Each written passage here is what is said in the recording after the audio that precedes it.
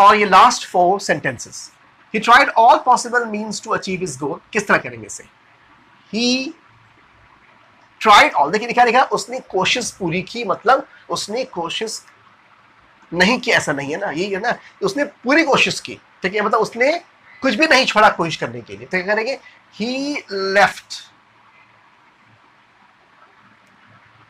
he left nothing, he left nothing to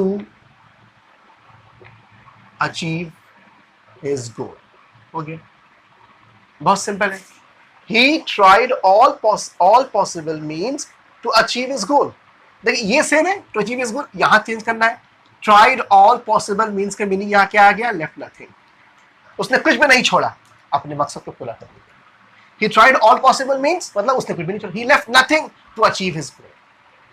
next, तो यहां क्या लिखा है? little did anyone know about him। बहुत सिंपल है, anyone का क्या कर देंगे? no one या nobody, ठीक है, क्या क्या कर सकते हैं? nobody, little did no लिखा हुआ है कि anyone हो गया, या तो no one या फिर nobody। knew, did और no बन गया knew में, nobody knew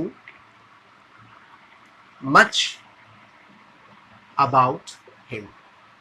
ये जो लिटिल में लगाया है ना, इस लिटिल का मतलब ही होता है अप्रॉक्स टू नो, इसका मतलब ही होता है नो के बराबर, इसलिए यहाँ पे हमने nobody का डायरेक्ट यूज किया है।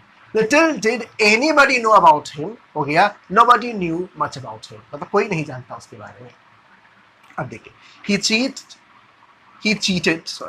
cheated in the exam, he cheated in the exam and argued too। अब क्या करेंगे इसे हम लोग? not only से इस्तेमाल करेंगे इसे।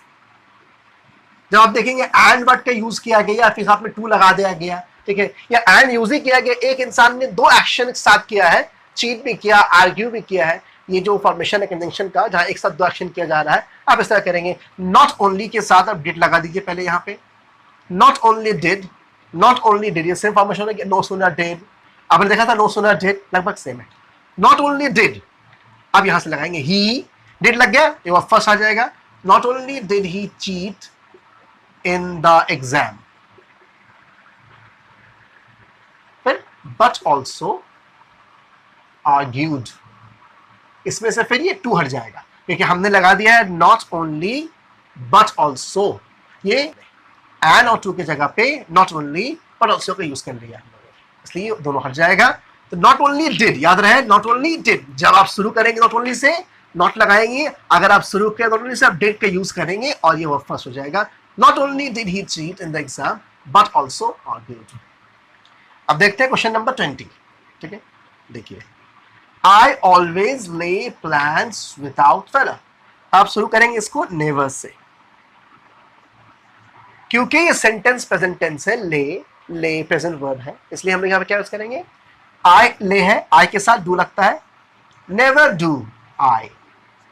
देखिए यहां था नॉट ओनली डिड, क्योंकि ये पास्ट टेंस हमने डिड लगाया, पास्ट के डिड आता है, ये प्रेजेंट इसलिए हमने डू लगाया क्योंकि ये प्रेजेंट टेंस है, ठीक है। नेवर डू I ले, ये बहुत आसान है, ठीक है, क्योंकि ऑलरेडी ये वर्ब प्रेजेंट है तो आप चेंज नहीं करना है आपको। नेवर डू आई ले प्लान्स दैट फेल, खत्म हो गया, अब कुछ करना नहीं है। आई ऑलवेज ले प्लान्स विदाउट फेलर, मैंने हमेशा जो प्लान किया है वो कभी फेल नहीं हुआ है।